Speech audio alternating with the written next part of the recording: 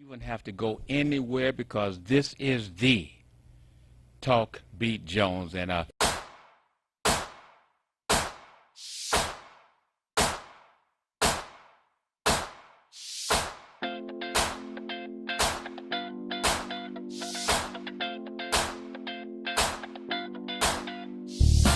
this is the Talk Beat Jones.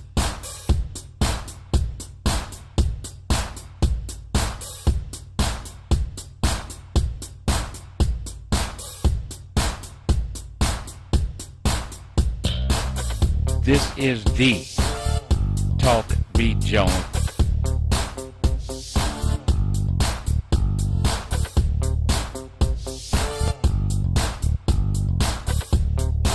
This is the Talk Beat Jones.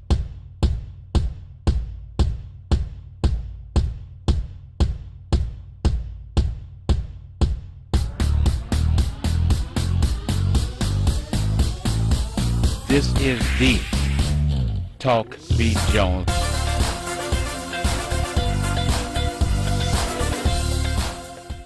All right, we're live right now on the Talk Beat Jones. I almost said something else because I'm doing all these different shows, but this is the Talk Beat Jones show, and I've got a great, wonderful guest. In fact, I got two guests.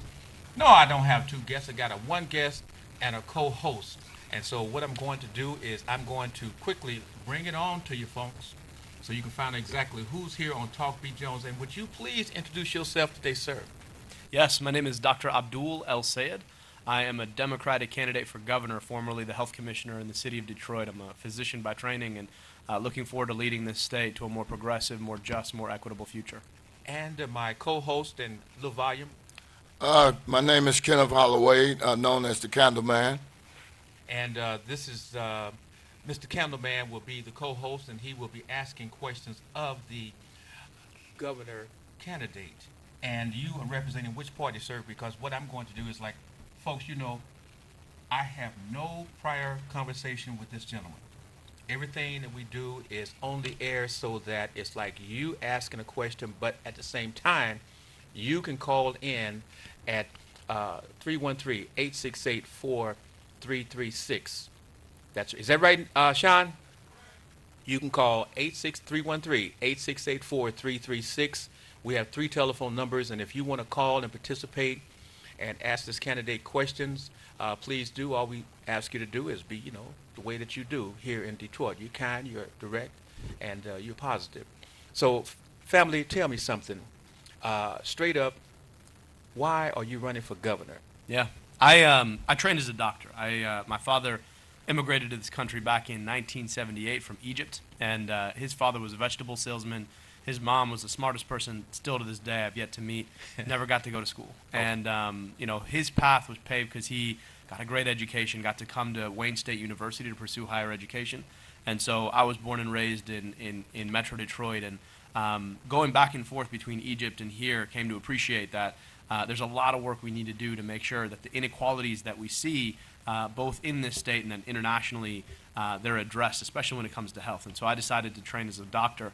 I did a PhD in public health at Oxford University. I was a Rhodes Scholar. I also went to medical school at Columbia in New York after graduating from the University of Michigan as valedictorian of my class. Valedictorian. Now, what does that mean? That's a special word that a lot of folks don't understand. I was the top graduate of my class. I got to give the student commencement speech at commencement. In fact, that year the main speaker was Bill Clinton. And okay. So everybody who came to watch came to see him, including my own parents, who made it very clear that they were there to watch Clinton and not me. Mr. Candleman, bring yourself in as the co-host and take it over, my brother. Hold on. Family, I hear you're on the air, and to my Facebook family, I can't see your comments, but I appreciate you being there. And please share this program because, again, this is, would you introduce yourself once again, sir? Dr. Abdul El Sayed, Democratic candidate for governor. And Mr. Kenneth Holloway. And once again, family member, who is on the line, please? Hello, I'm talking to you. Hello? Hello? Yeah, okay, hold on, Mary, okay? Thank you. Yes. That's Mary from Oakland, California. Mary, we're interviewing a governor candidate here, so please hold on and listen for a minute, and I'll let you jump in. Okay, sir, Yeah, the question I have is, how did studying health lead to running for the governor? Yeah, so I became a doctor to heal people and came to appreciate that the things that make them sick usually have a lot more to do with access to a basic set of resources. If you got a good job, a living wage, a good roof over your head, have access to a good meal, clean air, clean water, a safe community, those are the things that are going to dictate whether or not you have a healthy life or not. And that there's a 10-year life expectancy difference between the city of Detroit, where I was working as health commissioner, in Oakland County, just up north. Wow. And I wanted to be 10 able to solve years? that. 10 years. And you could drive 30 minutes in 10 years in life expectancy in this state. I wanted to be able to solve that. Came home to the city to rebuild the health department, rebuilt it around the well-being of kids to do things like provide every child a free pair of glasses if they needed a pair. We've given over 7,000 pairs of glasses to kids in Detroit. We stood up to some of the biggest polluters in the city. When Marathon Petroleum, when you drive down 75, when they wanted to raise their emissions, we stood up and forced them to invest their own money to reduce them. And then after the Flint water crisis, we had every school, daycare, and Head Start tested for lead in the water, testing all 360 buildings. So But in that placement in Marathon out in Southwest Detroit with the residents and the healthcare, the citizens in Southwest Detroit are suffering. That's right. There's a higher burden of asthma. So a child in Detroit has 3 times the likelihood of being hospitalized for asthma than the state average. Now, And that has everything to do with quality of air. I'm going to let you jump in just a moment, but tell me something. We hear about the water situation in Flint and the health effects for the children as well as the parents and the seniors. But what about the health effects of what is going on in Southwest Detroit for the children and the folks of baby boomer ages and the young folks? Yeah, it is a really terrible circumstance right now. And when you breathe air that's been polluted, it in babies in particular causes asthma. And the thing about asthma, even a child with any kind of persistent asthma is going to miss a day of school every 2 weeks on average. It means that kid's waking up, can't breathe, has to go to the hospital instead of going to school. And that happens over the life course. And then in later ages, among baby boomers, for example, that's going to increase the likelihood of things like lung cancer and other kinds of cancers because every day they're breathing in stuff that wasn't made for our lungs. And sudden death. We know that our gold medal winner, Florence Griffin Joyner, died in her sleep after winning gold medals and being the fastest woman in the world. Right. Asthma. Yeah. Go ahead, Ken. I got have another question. Why did you decide to put out an urban agenda when most candidates overlooked those communities? Yeah, well, I'll tell you. So the reason I decided to run for governor, just to go back to that question, and I'll answer this question as well, is because I realized in my role as health commissioner that a lot of the things that we needed to fix for communities like Detroit, we couldn't do without political decision making. The decision makers at the top, whether they be the mayor or the governor, could care less often about the well-being of people in the neighborhoods. They care a lot more about whether or not some big corporations are getting a good deal on tax rebate to come in and move into the middle of the city. And so to me, I said, look, I trained as a doctor so I could take care of people. And I realized that if we don't have the right politics, if we don't have leaders who care about the well-being of real people, then we're going to continue to be in circumstances where people in the city, in neighborhoods in the city, don't get a fair shake at a good life because they don't have access to those resources that we talked about, a good job, living wage, good air, good water. And so in thinking about what was holding people in the community down when I was health commissioner, I used to spend Friday afternoons going out into the community and visiting people's homes just to talk to them about the circumstances. Right. We realized that there were a lot of things that we weren't paying attention to that really matter a lot. So right now we've got a housing crisis in the city of Detroit and Highland Park. 36% of the homes get foreclosed on, not because people can't pay mortgages, but because they can't pay taxes because the taxes are way too expensive. Right. If you were to go to Oakland County and ask people to pay 50% the value of their home in taxes, they would revolt. And we're doing that in communities like Detroit all the time. Then What about the conditions of the schools in Detroit, the health care of our children going to these schools that are poorly equipped to handle their health? Yeah. And as a governor, what would you do to help Detroit's school system Yeah. in terms of this? Like I said, these kids, these youngsters are going to schools that have mold. That's right. They have the water is to the point where they can't wash their hands. They can't drink the water. What would you do as governor in that situation? So let me tell you, I saw those things firsthand when I inspected the schools as health commissioner. Okay. And a big reason why I'm running is because we have disinvested from our schools, right? Betsy DeVos has bought out politicians so that they are making the decisions about building these charter schools that are not accountable to anybody and taking money and putting it in people's back pockets. So to fix schools, we've got to do a couple things. Number one, we've got to invest more. We spend less per pupil per year in Michigan than any other state in the Midwest. But then we also don't invest equitably, meaning if you're a student in a Detroit school, there's $718 less coming in to educate you than in Oakland County or another county that's higher income. And that's just not fair and wrong.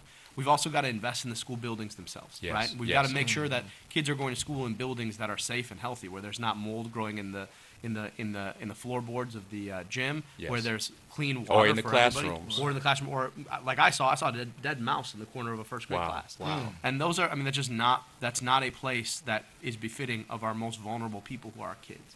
And so we've got to fix that. And then we've also got to invest in our kids, doing basic things like making sure every kid has a pair of glasses so they can see the board. They have access to a good counselor in case things are going wrong at home. Their teachers are well paid and well taken care of and empowered. They're not teaching in classrooms with 40 kids and it's hard to manage. Those are all issues we've got to solve, and we've got plans to solve all of them.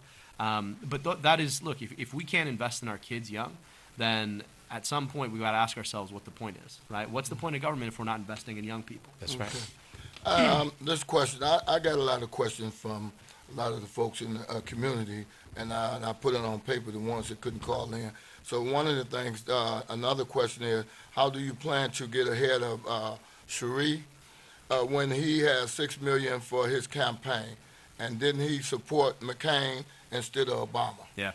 So that guy, I mean, he's a really rich guy. Yeah. And we've seen what happens in the state when we let rich people try and buy elections. Snyder is a rich guy who bought an election. Right. Donald Trump is a rich guy who bought an election. Right. These people who think that they've run a business and so can come out and run government is just wrong, and with the state's seen too much of that. Right. So we've got to beat him because, you know, he calls himself whatever he wants to call himself on his paid advertisements on TV, but it's not true to who he actually is. He's a Right. rich guy who wants to be governor, so people could call him governor, could care less about the circumstances of people in the state. So the way we're going to beat him is that we're going to build a ground game and go and talk to folks. In fact, just yesterday, I was knocking doors in Palmer Park in Detroit, right? We were all over neighborhood, all up and down 8 Mile, having conversations with real people about the kind of politics that we want for ourselves and our kids. And you know, we don't have all kinds of money. I'm not a rich guy, but I do know that I believe in a politics that brings us together to solve problems. And I think that's what Detroiters are looking for. Yes. That's what Michiganders are looking for. And so we're having those conversations. We've got 3,000 active volunteers. We've knocked on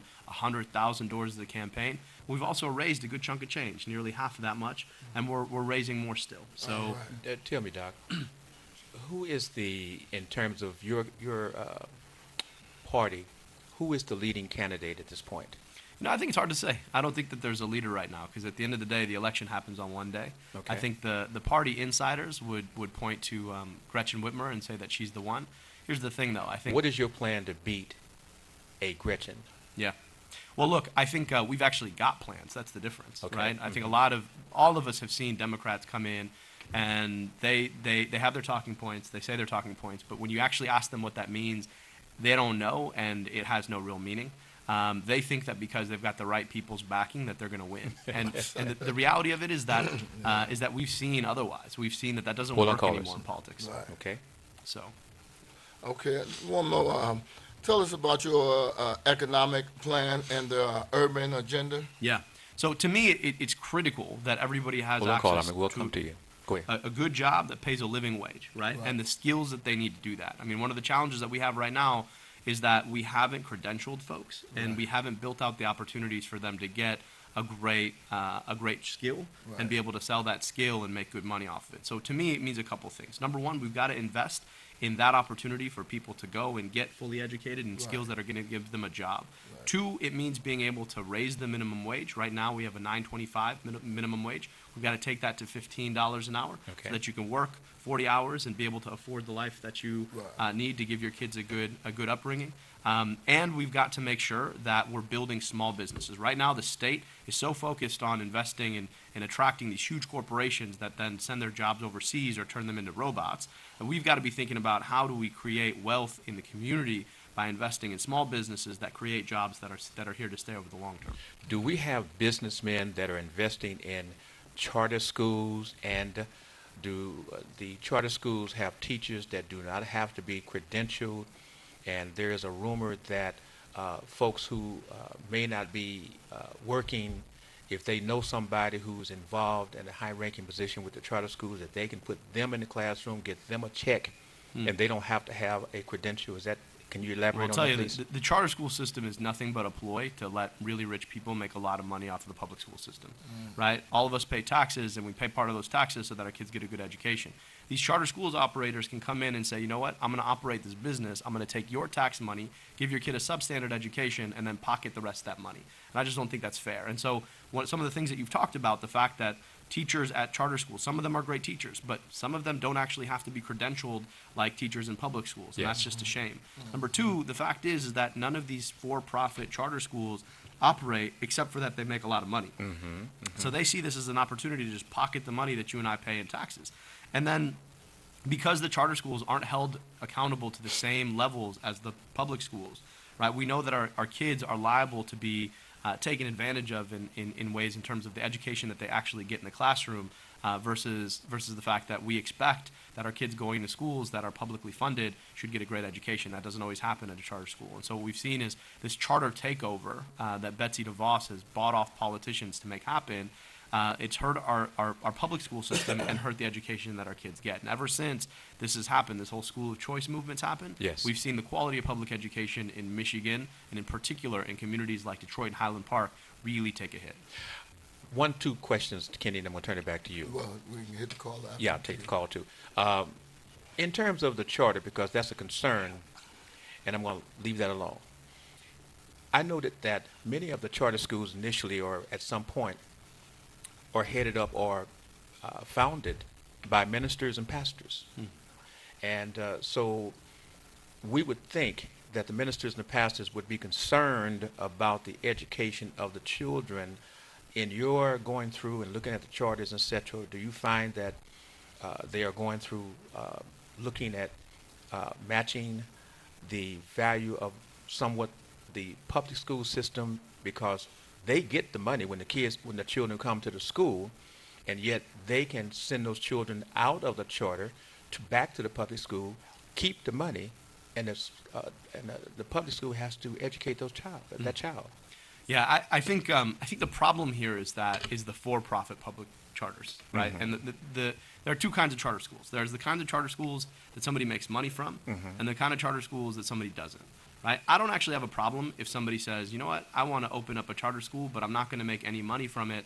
I want to open up a great school, right? And some of those are that way. The problem in Michigan is that we've made it way too easy for somebody to profiteer, to make money off of the system, Okay. right? Yes. And when they're making money off the system, you have to ask, well, look, if you're getting X amount per pupil per year, you got to pocket some of that. So where are you cutting, right? Where are you cutting this kid's education? Yes. And how are you playing this game? And so to me, it's important not to take one broad swath and say all charters, but it's the system that has allowed for-profit charter schools. By the way, 80% of the charter schools in Michigan are for-profit, right? Let's be clear. Okay. But those for-profit charter schools where somebody has a lot of money is trying to make money off of our kids' minds, right? Yes. Meanwhile, cutting at what they're actually doing in the classroom to give that kid a great education. And so I think we've just got to call that what it is. Anybody who's trying to profit off of something, to me, off of something like education or something like the healthcare system, that's a question. That's a problem, right? Okay. If you're a corporation and you're trying to make money off of people being sick or off of kids who are trying to get an education, that to me is a problem, and we've got to solve it at the state level. Okay. Okay. Kenny? All right, we want to take some No, call? give me your call. Give me your question. I'll take this call. Well, one of the questions I want to speak on is our roads is terrible. Very terrible. I mean, that's the worst I ever seen our road. And I wonder, where's the money going to fix the roads, or why the roads are so bad, how they get so bad? Yeah. And nobody, the state didn't, or the governor didn't invest back into it before it got this bad. What would you do to clean up a lot of that, some of the mess that the governor that we have now got us in? Yeah. So, Kenny, I always like to use an analogy. I'm a doctor, of course. So Right. imagine you got a big, pretty serious cut, Right. right? And you know your cut needs stitches. Right. But then you're like, you know what? I don't really have the time right now, so I'm just going to put a Band-Aid over it. Right. Over time, what's going to happen to that cut? It's going to get infected, it's going to get nasty, and it's going to get worse. Right. And so there's a responsibility for us, I think, over time to be able to just say, listen, as soon as we get a cut in the roads, we're going to stitch it up. Right. And in Michigan, we haven't done that. We don't invest enough in our roads, and we invest short term in our roads, right? Rather than thinking about our roads and saying, over the long term, we're going to need to invest a certain amount over 7 years to completely redo a road so that's fully fixed. Right. Instead, we just say, okay, I'll do a little bit this year, I'll do a little bit more next year, and then it Right. gets worse and worse and worse. And we're left where we are. We're still not investing enough, and we're still not investing over the long term. So our plan at my campaign is to be thinking about how we enable long-term investments immediately Right. and how we think about getting more revenue to be able to invest. So to me, one of the big problems right now is that the state of Michigan loves to subsidize. They give welfare. You know, everybody talking about how terrible welfare is, but we give welfare to corporations all the time. If we were to cut that corporate welfare and we were to invest it in things like roads and education, we wouldn't be in the bad position we're in right now. And so to me, the big responsibility is to do that first. Second, we've got to have a real conversation about other sources of revenue, right? If you're driving a big truck up and down between, Tennessee and Canada, and you're using one of our ports to Canada, you should have to pay a little bit more to fix our roads, and we're not doing that right now. So thinking about tolling 3-axle and 4-axle vehicles, right? Because they're responsible for so much of the wear and tear. Yes. And then, I believe that as a state, we've got to think about how it is that we are making sure that the rich pay their fair share, because they're making a lot more money off of the system than the rest of us. And those are all ways for us to get the money. And then what we want to do is build a system where we can invest over the long term without having to worry about the legislature pulling the money in year 3 of a 7-year project, for example. Okay. Caller, do you have a question for my guest? Caller, I'm talking with you. Good morning. Good morning. Do you have a question for my guest, please? Yes, question. Billy, this is Deputy Chief. Okay. Good morning. Morning. Good morning. Everyone. Good morning. Thank you for the show, Billy. And for Dr. Syed, thank you for coming on and putting your platform out there. As a candidate for governor, I'd like to know what is your position on the Michigan Economic Development Corporation keeping secret the tax incentive information that was offered to Amazon by Dan Gilbert. Deputy Chief, I really appreciate your question. Look, I think that's completely wrong. What it shows us is that so much of the state and the city have really benefited people like Gilbert, right? Right now, people kind of wonder if Dan Gilbert's the mayor of Detroit or Mike Duggan's the mayor of Detroit. And I think for us, we've got to hold everybody accountable and be completely transparent. I honestly think that the Michigan Economic Development Corporation is just misguided about the way it's spending economic development dollars. Right now, everything is focused on these broad level developments, big corporations that get subsidized and empowered. And Amazon is the perfect example of that, right? They won't even tell us, and what the deputy chief is talking about, they won't even tell us how much in tax incentives they were going to give Amazon to bring them here, because they were selling everybody out. And, I honestly, everybody's worried about why Amazon didn't come. I think that's the wrong question. To me, it's not about how do we get Amazon to come here. It's about how do we empower our young people to build the Amazons of the future. Right? That's the question I want to be asking. And frankly, if we don't build our education system out and if we don't build our infrastructure out, it's never going to happen, because those are the means of investing in local business, small business. And so I completely oppose the fact that they're being so non-transparent about that. And I think we've got to hold them accountable and really shift the direction of the MEDC under new leadership so that it's focused on building small businesses that are sustainable over the long term and really do create the kinds of jobs that Michiganders need. Okay. Hold on, Chief. Mary, Yes, are you listening to what's going on? She's in Oakland, California, by the way. yes, I'm listening to what's going on. By the way, I'm from California. Yes. We have the same problems that Michigan does. I wish the young man good luck. But are you just another person who speaks out of the side of your mouth? What about the guns and the mental health? Everything is money, money, money. What about a little kindness toward other people? Okay, Mary. Something has to be done around the country. Okay, This is not just a Michigan problem. Mary. This is a California problem. Mary, you asked the question. Let him answer your question, please.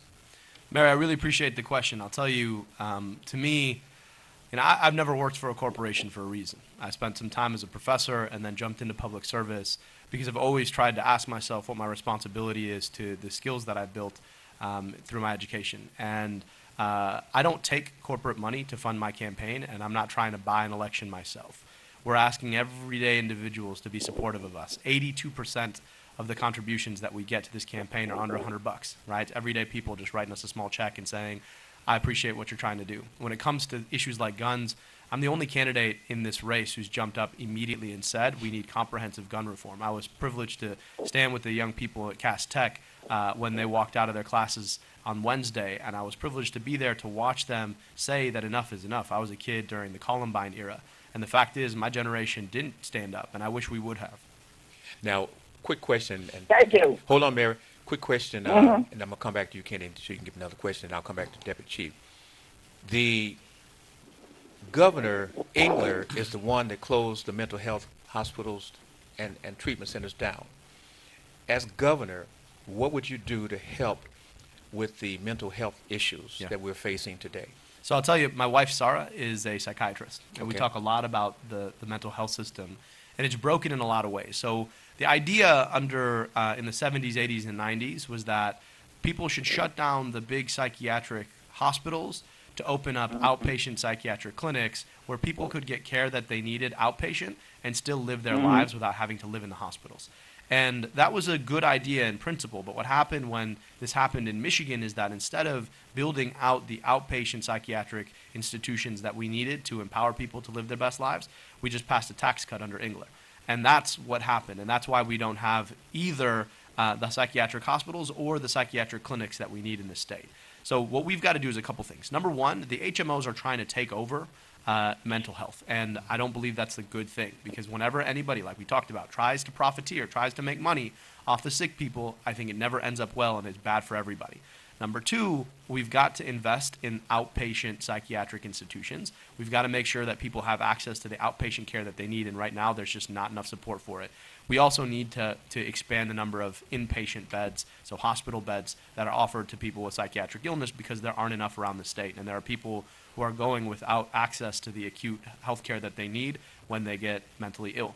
And then long term, we've got to have a conversation about stigma. I think too many people in this state and this country, we stigmatize the mentally ill rather than having a conversation about the fact that actually 1 in 6 of us is going to suffer a diagnosable mental illness over the course of our lives. And we've got to be empowering and nurturing for people who suffer these illnesses rather than telling them that, that there's something wrong with them and they need to go away.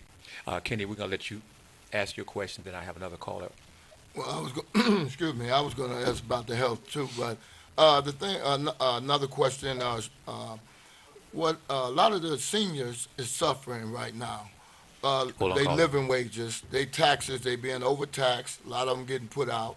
What are one of the things that you can do when you get in office to help them?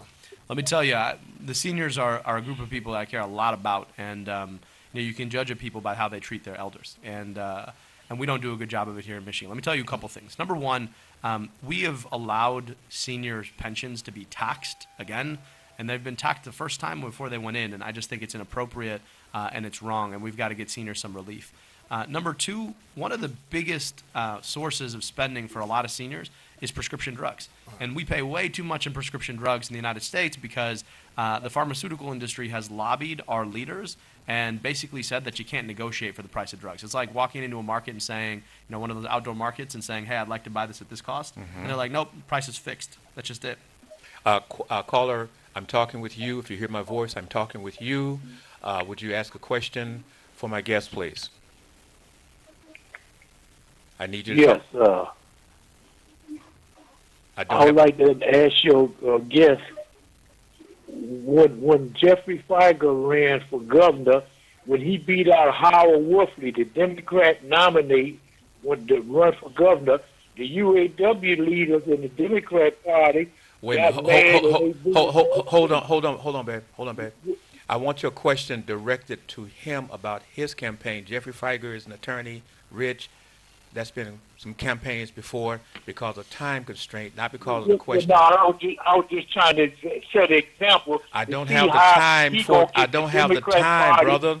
That's what I'm trying to jump on explain his- to you. I don't have the time for the example. I got to have a direct question for this man because I got Reverend Dr. Massey coming up, so I got Oh, to. okay, my direct question for you: how you gonna get the rest of the Democrat Party to get behind your campaign? Good question. Thank you, bro. Thank you. I really appreciate the question. Look, at the end of the day, the biggest challenge that we have as Democrats is folks not feeling excited about their candidates. Folks don't turn out because they don't know who they're voting for or don't care. 17% turnout in the city of Detroit in the 2017 election. So we've got to have candidates that people are excited about. And here's the thing. Our party is disproportionately young. It's disproportionately people of color, and it's disproportionately progressive. I'm a young progressive of color, and I think there's a responsibility that we have to push forward the kinds of candidates that really can unite the party, and I'm the only one in this state doing that right now. Kenny, you asked your question. I have another caller. You can go to the caller. Okay, and then- caller, and then Deputy, I'm going to need you to ask one question, and I got to move on. But caller, you're live. You hear my voice. You have a question Yes, for my guest. Quickly, where do you stand, and if you ever stood on the side of the people that were poisoning Flint and the environmental injustices that continue to go on during classism and racism, environmental injustices, poisoning the water in our schools here in the city of Detroit, as well as the water in Flint? I'll hang up and listen. Thank you. Thank you so much. We built a big part of our health department around fighting environmental racism. That's why we stood up against Marathon Petroleum. That's why we stood up against U.S. Ecology. That's why we stood up against Riverfront Petroleum across the board. And then I was appointed to a commission after the Flint water crisis by the governor to put together a report about what needed to be done to eliminate lead poisoning. And I served on that commission. We put together a report, and then by the time it actually got through the governor's office, the report that we put in and the report that they put out were a little bit different, and you can imagine why. And so it's a big reason why I decided to run, because I realized that the governor and the people in power didn't want to do anything about these problems. To me, the minute that we allow corporations to poison people, or the state, even worse, to poison people because of the color of their skin or the poverty of their pocketbooks, we have done wrong as a state. The government, more than anything else, is supposed to be about protecting the people who live in this state, and I want to restore that responsibility to government. It's an area I know a lot about, and I've come face to face with, and I know that as somebody who's not taking money from the same corporations who are trying to poison people, that I'm in the best position to stand up and say something about it and do something about it. Kenny, we'll go to you, and I have another Deputy Chief. Well, I like what he's saying. Yes. I'm glad he came on so the viewers can see who he is and know the difference between him and the other candidates that's out there running. So, I love what you're doing. You have my vote. I'm standing behind you, and I appreciate you. I appreciate you, Kenny. Thank We you so need much. somebody that's real. Tell us, as we're winding down, if folks out there like what they're hearing, they want to make a contribution, or they want to contact you to be a volunteer, etc., can you give us that information, please? Yes, sir. So you can go to abdulformichigan.com, ABDUL, like Paula or Kareem, for FORMICHIGAN.com. You can also follow us on Facebook, Abdul for Michigan, and on Twitter, Abdul El Sayed, ELSAYED. We're also on Instagram, so I hope that you get involved. This is a campaign built on real people coming together. It's not about me, it's about us. It's about what we do to come together around a notion of government that actually serves all of us. When my dad came here, he took a bet on an America built on ideals, and those ideals are that we hold these truths to be self-evident, that all people are created equal. Now, those are lofty ideals, and we haven't met them, but we have a lot of work to do, and I believe that we can if we're willing to come together, we're willing to build equity into our system, and we're willing to lock hands and move forward. And I've been all over this state, and we're finding that people all over the state believe in that kind of politics if we're willing to see each other eye to eye and move forward, believing in the world that our kids are going to share together. A below-the-belt question.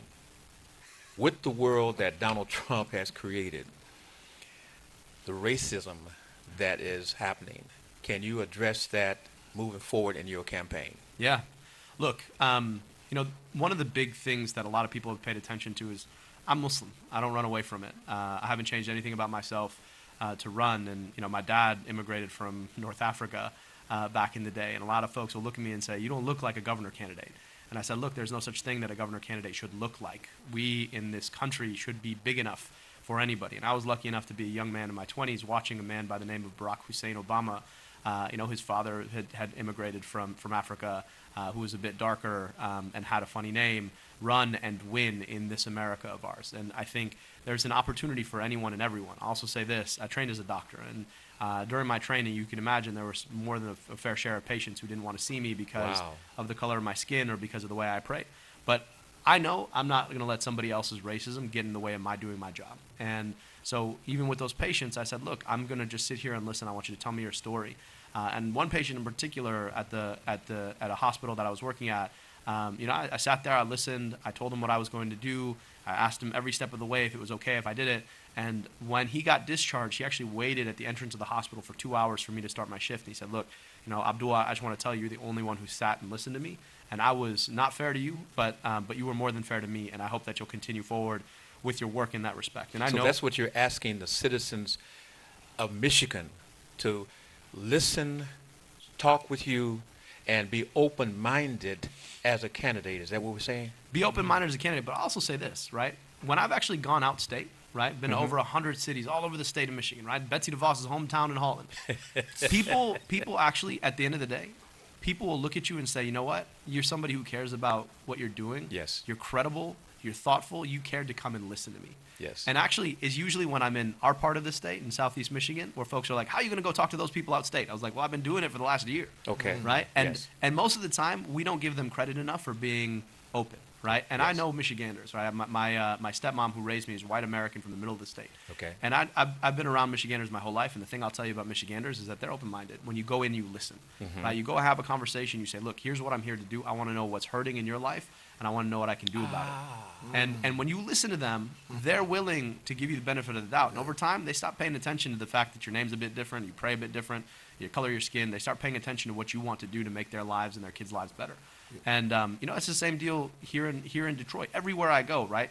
My goal is to listen, to understand, and then to deliver on a set of plans and what we can do about the problem. And what I found is across 100 different cities, if you're in Detroit or Flint or in Kalkaska or Marquette up in the UP, people are actually worried about the same things, and that we haven't been able to actually talk to each other because we've been told that the issues that we face are different, and that we are always in opposition because of the color of our skin or where we live. And my job is to basically connect and just say, hey, look, we're all talking about the same things. Wouldn't it be awesome if we could see our one another's kids as each other's kids, right? And to work forward building the kind of Michigan that will benefit our kids and your kids. And I want the family to know around the world and anywhere that this is a bipartisan program. We're not endorsing anyone. If you have a candidate for governor, for Congress, for senator, or whatever, you can contact me at 313-412-3111, and we'll see if we can't get them on the show, and hopefully I can bring Kenny back as well. But Deputy Chief, I got 1 minute because I got to bring Reverend Massey on. I understand. Real quick, Billy, to Dr. Saeed, what is your position on on a legitimate, true community benefit agreement? Thank you. Have a great day. Hey, thank you. Yeah, so at the state you got level, about a minute and a half. At the state level, my goal is that we are empowering local communities to make sure that they are holding the system accountable through true, legitimate community benefits.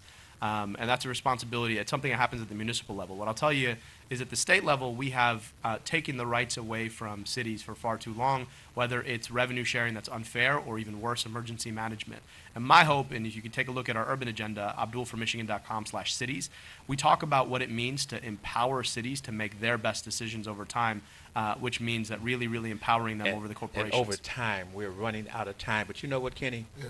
Yeah. This man is very interesting. Right. And I believe that we may need to see if we can, through his campaign, see if we can get him back another time, because I don't believe that we really had enough time to explore the depth in which he's reaching out to the citizens of Michigan. Right. So with that, we've got to move, because I got to get Dr. Massey on right now. But call me at 313-412-3111. I see we have another call. I can't take it. But I love you. Thank you so very much. And Reverend Dr. Massey is up next on the Talk Beat Jones. I'm Billy E. Jones. Bye, y'all. All right. You wouldn't have to go anywhere because this is the Talk Beat Jones, and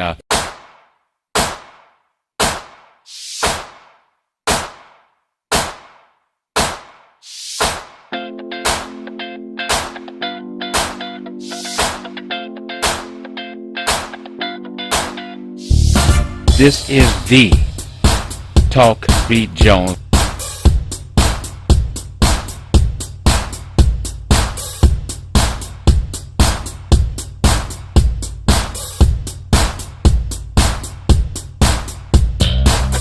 This is the Talk Beat Jones.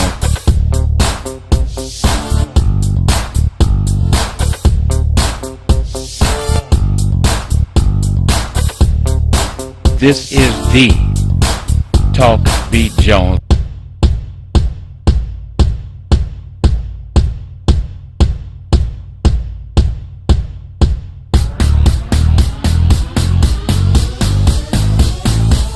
This is the Talk Beat Jones.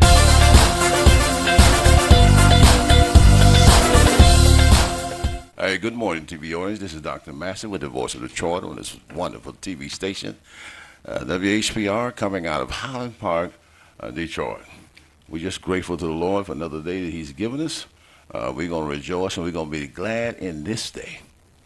Those of you who are out there who may have lost a loved one and just don't know what to do. I tell you, I have a friend, and her name is Yolanda Jeter Cameron. She is the executive director of the Jeter's Funeral Home, and they are located in West Chicago at Oakman Boulevard. That's West Chicago at Oakman Boulevard. That telephone number over there is 834-6100. That's 834-6100. If you've lost a loved one, just don't know what to do, please give her a call, and she will take care of you. Again, that's 834-6100, Jeter's Funeral Home. Well, we thank God again for just being God and doing what only God can do, and how He's continuing to bless His people. I want to talk to you today about some socialization that need to happen in and around the city of Detroit and here in Highland Park as well. Well, you know, I was sitting there, or even on last night, thinking about what kind of socialization process can we have where people can come together and have a good time, even cut some music on, and even cut a rug or two. I ain't got nothing against dancing, but I do have something against someone doing a slow drag with somebody else's wife, because that ain't right, and we shouldn't even go there, because there's too many young ladies out here who don't have a husband, who need a husband, and let's try to match them and put them together. I thought about having a dating game every Friday where you come in, you get a good meal, and then after you have your meal, we'll have somebody to facilitate that particular dating game program, not like the dating game you see on TV, but something real serious. Because we have a serious problem in around the city of Detroit. They got between 70 and 80% of our young ladies who are having babies without having a man in the house. So it's a social problem. As a matter of fact, that's what I majored in. One of my majors was sociology, which is the study of people. And this is a sinful problem, too, because you're not supposed to be having a baby outside of the marriage vow. But we have them. So let's see, can we rectify this problem by bringing men and women together in a setting whereby they can learn each other, learn about each other, see what each other's aspiration and goal is in life, and see whether or not that match up with what we do. The Bible said, be not unequally yoked with an unbeliever, but the thing is, we shouldn't be unequally yoked, period. Whether we believe or not, that we should not be yoked up with someone else who has a different mindset than we do. and who don't want to accomplish the goals and desires that you have. So we're going to do that. We're going to put that together, and the way it will work is that everybody would do a bio or a biographical sketch of themselves, their life, and also they'll do maybe put their resume in there along with where they work, how old they are, exactly, and along with their aspiration in life, what they really want to see happen inside of a marriage. Then we'll walk them through all the way through, and then we can consummate it into a marriage. We're looking at a venue whereby we can come where the dinner is already provided, at a cost, and where we can facilitate this so that we don't have to be the city who have 80% of our women having babies without having a man in the house. That child deserves to have both their mother and father together. If they can't have their mother and father, they still need a father. They still need a father figure, because they're not going to grow up to be women, those young men. They're going to grow up to be men. They need to know what a man does. And what better way of knowing what a man does than for us, for them rather, to be in a setting where there is both a man and a woman. It's a balance. We're in a sad situation now. The young lady had to get out there and scuffle. She had to be the husband and the mother. This is no good. She need to be who she is. She need to be able to perform her role and function in that role, and not trying to put on some riches, put on the spirit of a man. And that makes them hard, They're hard to deal with and everything else. A woman's supposed to be soft. A woman's supposed to be submissive. You need to learn how to submit to your husband as you would unto the Lord, which the scriptures say. So that we're going to help you to get there. We're looking at a venue at this particular time. Some logistics has to be worked out concerning this venue, whereby you can come in, you can sit down and eat the dinner, and then have a co-host or a host, maybe a co-host, two people, maybe a man and a woman, maybe a husband and a wife who've had a good relationship, who could talk to us as we sit there and as we eat. And then afterwards, we'll be able to pick up a book, because everybody who get involved, we'll make out a booklet where you can look at that book and look at that person and learn something about that person from looking in that book. But we have to have, I guess, 4 age groups. We'll first have the 18 through the 24, and then we'll have the 25 through the 30 age group, and then we will have the 31 through the 50 age group, and then we'll have 50 and up. Because we have a lot of lonely people out here who just love just to have somebody that they can sit down and have a meal with and just talk with, not necessarily being able to go to bed with them, because there should be no bed unless we got it written on paper that now you are Mr. So-and-so and you got this woman, you just took marriage vow together, and she's Miss So-and-so. And this is the way it should be, and this is the way it can be. So we want to help you to get there. If you like the way we're talking this morning, when we're off the air, you can give us a call. Our telephone number is area code 313-332-8592. There's a lot of other things that we can do. I play spades, I play dirty hearts, I play bid whiz, and a lot of other card games I can play. I can play pinochle. I never played too much of bridge, praise the Lord. But I do play checkers and dominoes. I did play chess once, twice when I was in college back in 1965. But I don't play it. I haven't played it since '65. So I'd have to relearn the game all over again. But what we want to do is set up some tournaments and give people a chance to do some socialization and some recreation night out. And what we'll do, we'll maybe run it for 8 weeks. And then after the 8 weeks, we will maybe just not do it again to maybe another 3 months down the road. but we need this. And we're going to put this together.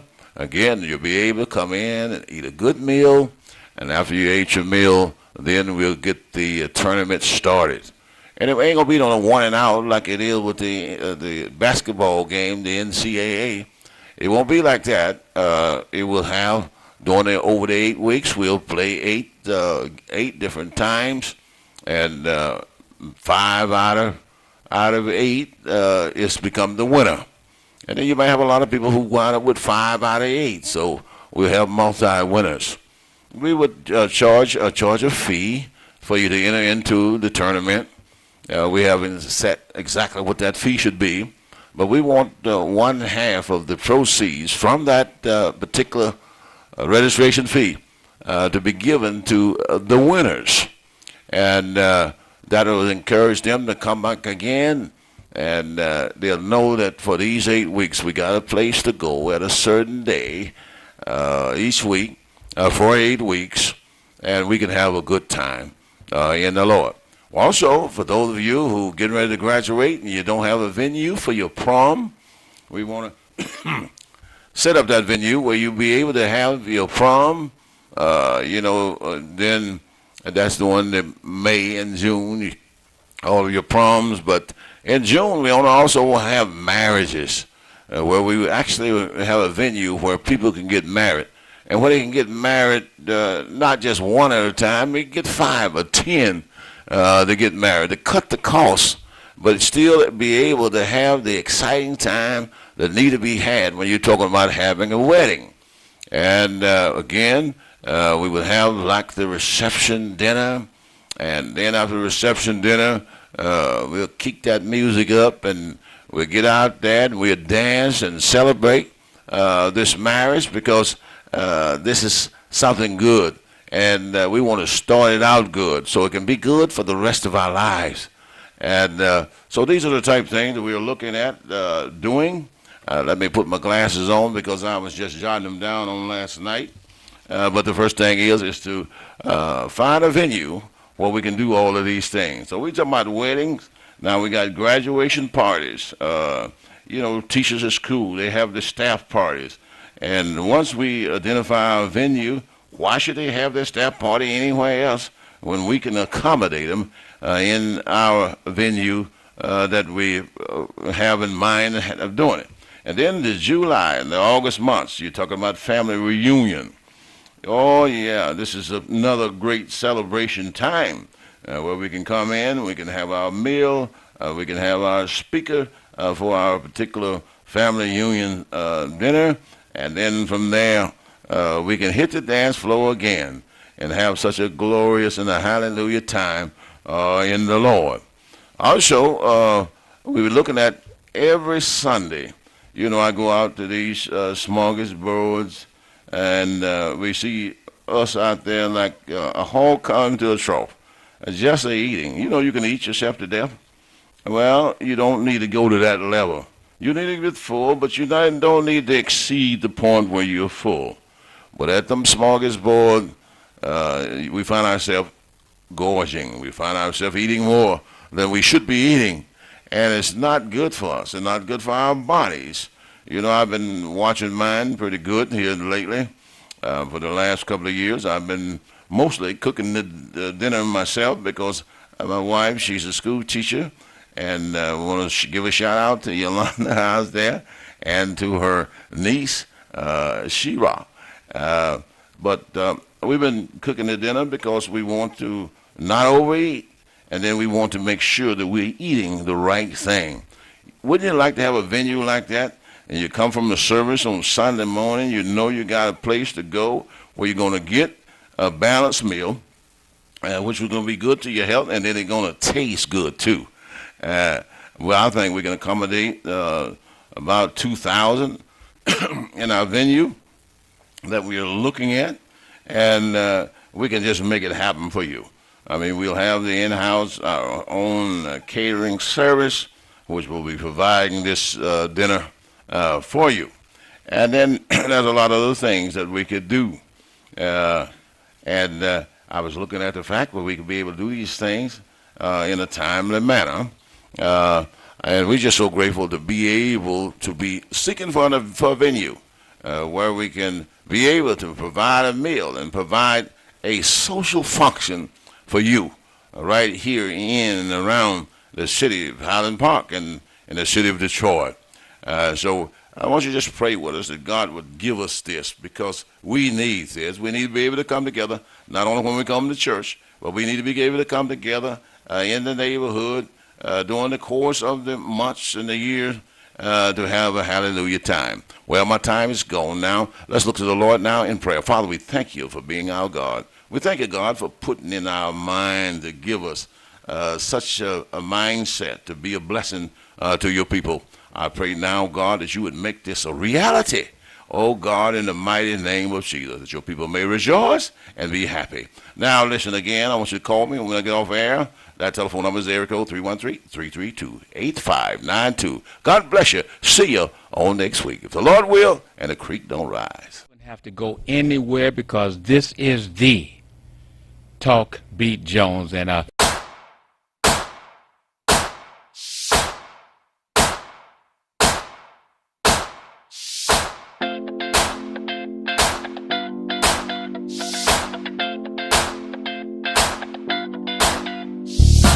this is the Talk Beat Jones.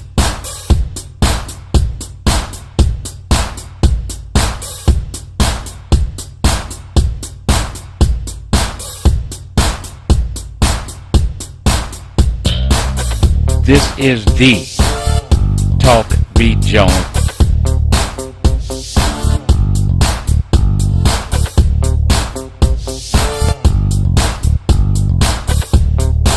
This is the Talk Beat Jones.